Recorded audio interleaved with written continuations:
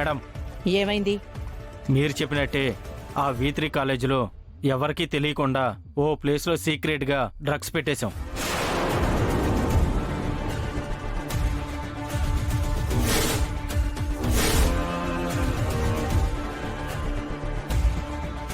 మీరు పోలీసులకి ఫోన్ చేసి ఇన్ఫార్మ్ చేయండి. వాళ్ళు వచ్చి కాలేజీని మూసేస్తారు. గుడ్. పదండ్రా. ఝాన్సీ దేవి అనే ఆవిడ మా కాలేజ్ లో డ్రగ్స్ పెట్టించిందా? కాలేజ్ ని మూయించాలని చూస్తుందా? ఆపండి.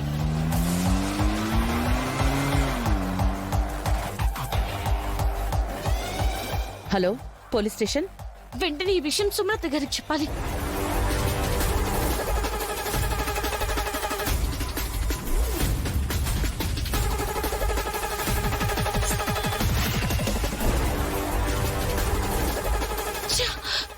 ఫోన్ ఇంట్లో మర్చిపోయినట్టున్నానే. పోలీసులు వచ్చే లోపు కాలేజ్కి వెళ్ళి ఆ డ్రగ్స్ ఎక్కడ పెట్టారో తీసేయాలి.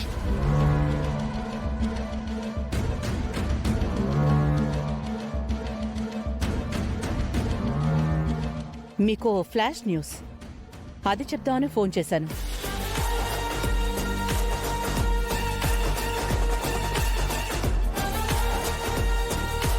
What next mummy? నా మీద గెలవాలి అనుకున్న వాళ్ళ పతనం.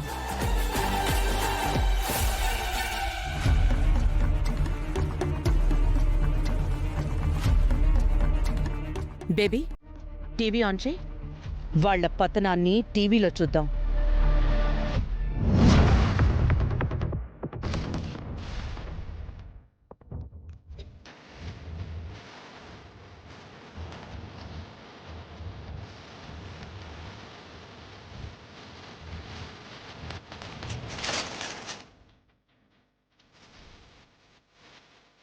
పల్లవి, అమ్మా, ఏంటి పల్లవి, ఏమైంది? ఎందుకు అంతలా టెన్షన్ పడుతున్నావు? మన కాలేజ్ లో డ్రగ్స్ పెట్టారమ్మా. డ్రగ్సా? ఏంటి నువ్వు అంటుంది?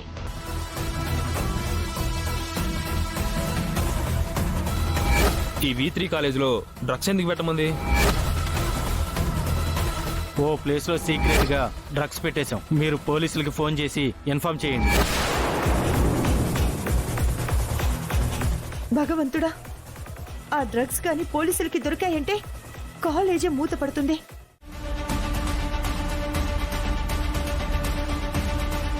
అరే అన్నయ్య, మన కాలేజీలోకి పోలీసులు వచ్చారేంటి?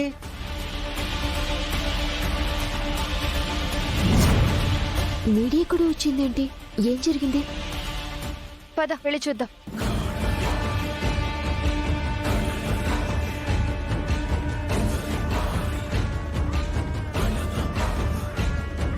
కాలేజీలో ఒక్క రూమ్ ను కూడా వదలకుండా అందరూ అన్ని రూమ్లు చెక్ చేయండి.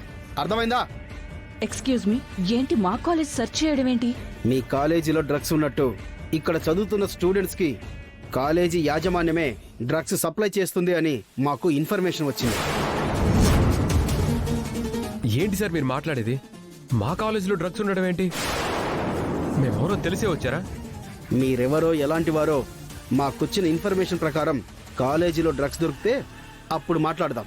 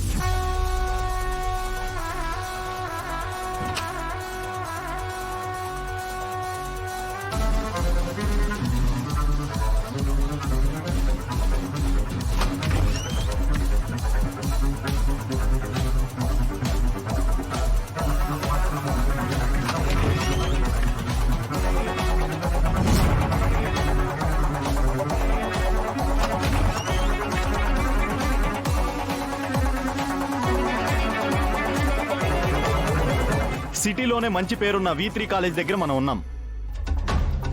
ఈ మధ్య కాలంలో స్టూడెంట్స్ డ్రగ్స్ బారిన పడడం, పోలీసులు రకరకాల ఫేసుల్లో వాళ్ళని పట్టుకోవడం మనం చూస్తూనే ఉన్నాం. అయితే కాలేజీ యాజమాన్యమే స్టూడెంట్స్ కి డ్రగ్స్ సప్లై చేయడం అనేది ఇక్కడ వార్త హల్చల్ చేస్తుంది. పోలీసులు తనిఖీ చేస్తున్నారు. Over to studio Swapna.